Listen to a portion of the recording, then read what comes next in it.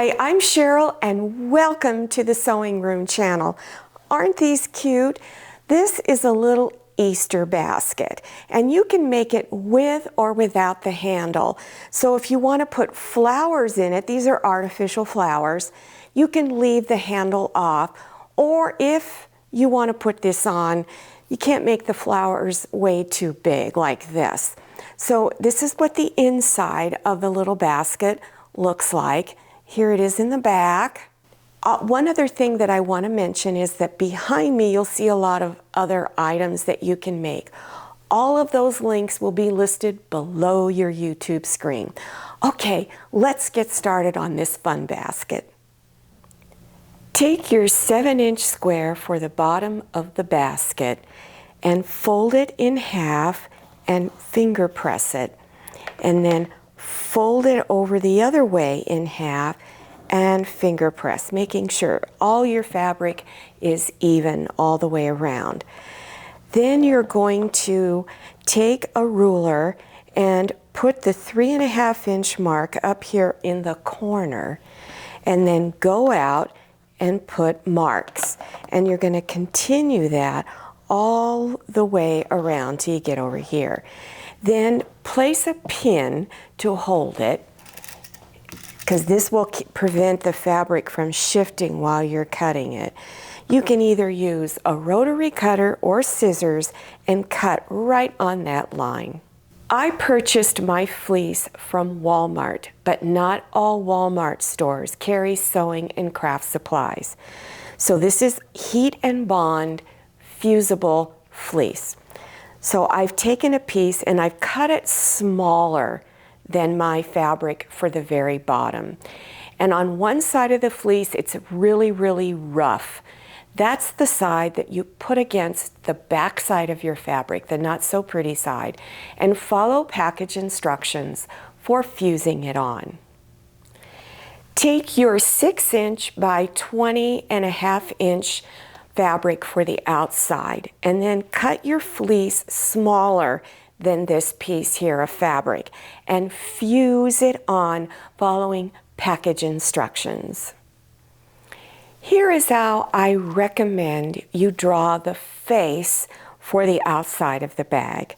And we're only going to draw just this part because I'm using buttons for the nose and the eyes. So right here in the middle, I've drawn a straight line that's about 1/2 inch long. And then out here, I drew 2 curved lines that expand 2 inches. And then over here, draw your whiskers any way you want. I made my whiskers 1 3/4 inches long. Now I drew it on really thin paper, and I purchased my paper. Here's my roll right here.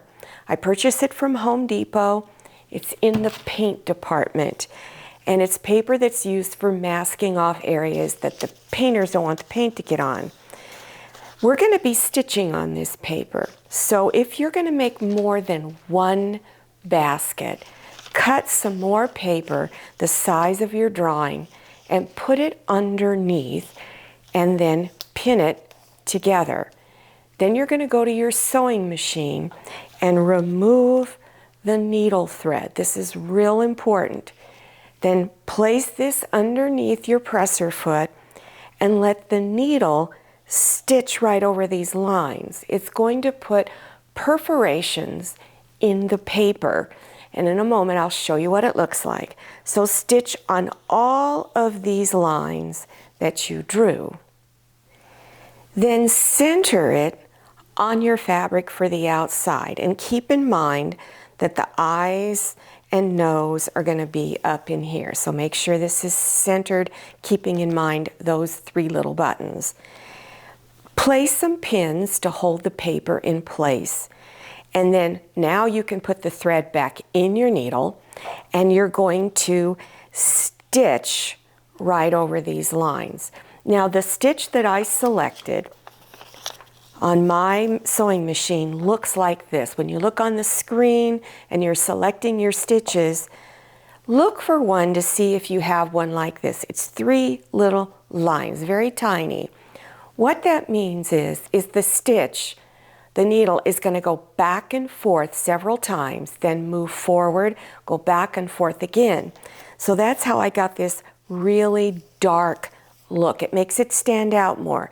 If you do not have this stitch on your machine, then stitch over your lines twice. After you're done stitching, then just rip it off and you will see you have this cool looking little face here.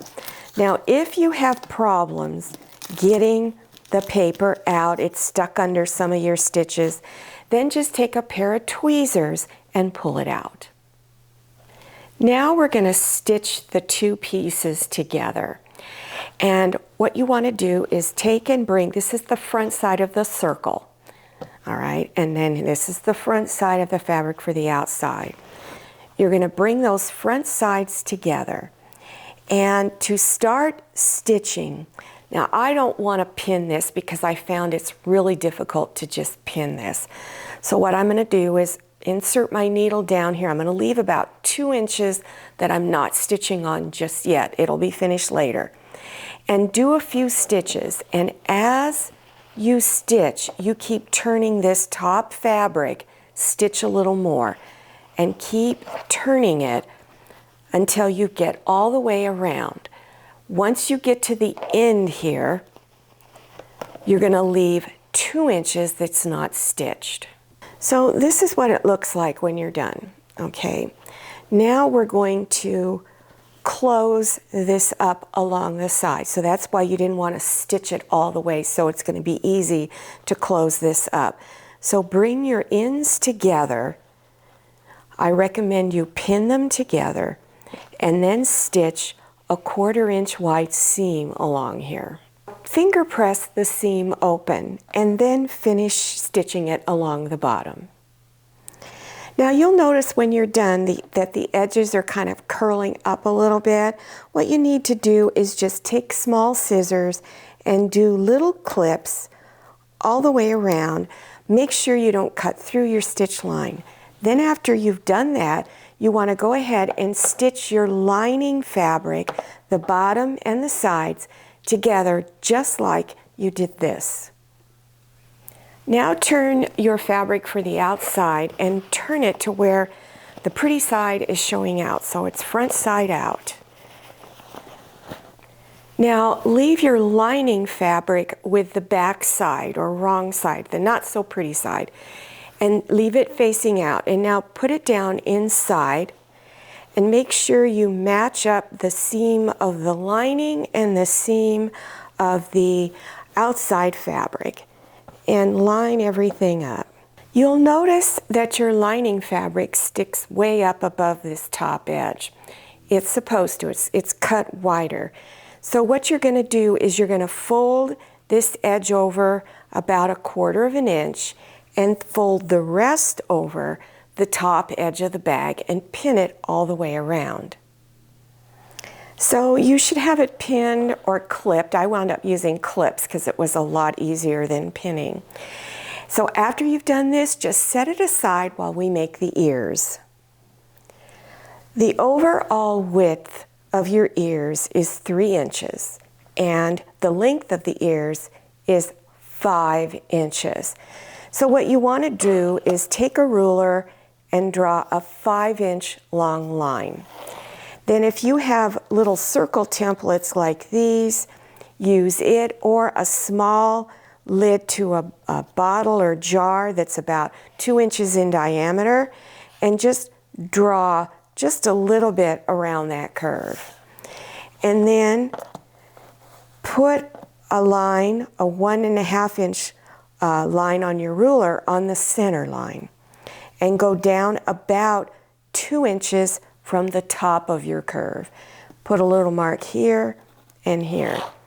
And then you're just going to finish drawing this curve down to here. Then down here at the bottom, put your 1-inch line on that center line and draw a 2-inch line going across. And then connect them by drawing down on both. And this is your template. I cut my template out on cardboard and I use that to trace around it. For the ears, I'm using two different fabrics, so it's a different fabric on one side than the other. It just adds a little more interest to it, but you can make your ears cutting the pieces out the same fabric. So after you've traced around your template, you want to stitch right on top of that drawn line. And then you can either use pinking shears. These are pinking shears, and they draw little jagged lines to cut around it, or you can use regular scissors to cut around it. If you want to use regular scissors, when you are done on all the curved edges, you want to do little slits. Now turn them front side out and press your ears flat, and then stitch close to the edge all the way around. And here's the other side of my ears. The fabric I chose has a little bit of glitter on it.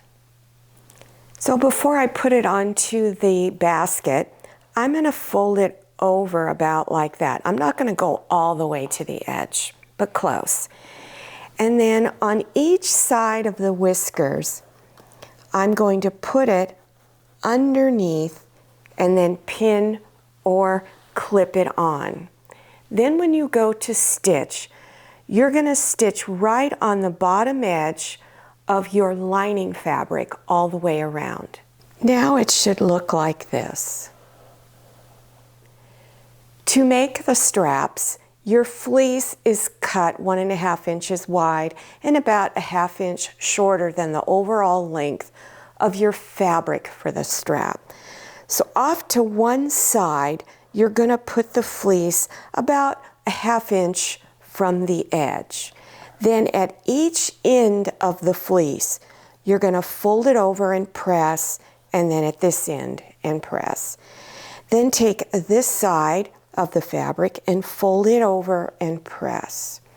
And then fold this edge over so that it is even with this side over here. So you might have to adjust it just a little.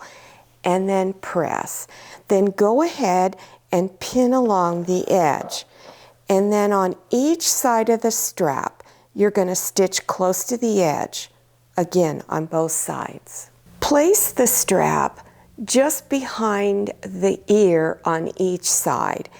And I went down about 1 inch, and then I stitched a square, and then I stitched a little X in the middle of the square. And again, you do that on each side behind the ear. Now you have an option on finishing the face. I'm using buttons. You can either sew the buttons on or hot glue them on. I'm using a heart-shaped button for the nose and round buttons for the eyes. And then on each side, I'm using larger round buttons. So after the buttons are on, this is what it looks like. Here's the side, and then here's back around to the front again. So remember, if you want to just put flowers in it, you can put the strap on, but you can't get too big with your flowers, or just leave the strap off. Well, I hope you enjoyed this tutorial, and I also hope you try making this little fun basket. Now don't forget, all of the items that you see behind me, I do have tutorials on them, and they are listed below your YouTube screen. You just scroll down to the description section, click on Show More or the down arrow. You'll also see other links to some of my other beginners tutorials. Don't forget to follow me on Instagram and check out my Facebook page. Thank you so much for watching, and I'll see you next time, and happy sewing! If you like the Sewing Room channel, one of the best ways to show your support is to subscribe by clicking on that red subscribe button and give this video a thumbs up. And don't forget to click on share to share this video with your friends. And make sure you click on the bell so you receive notifications for all my new videos. I'm Cheryl. This is Manny and this is Scotty. See you next time.